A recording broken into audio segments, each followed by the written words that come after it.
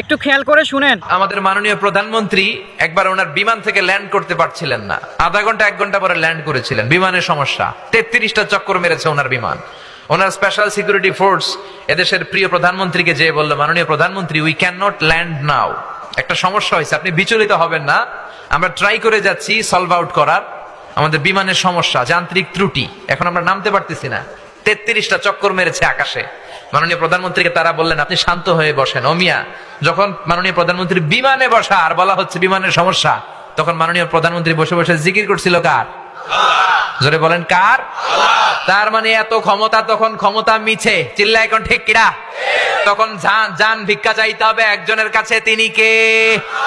এজন্য আল্লাহ বললেন, তাবারাকাল্লাযী বিয়াদিহিল মুলকু ওয়া হুয়া আলা কুল্লি শাইইন কাদির।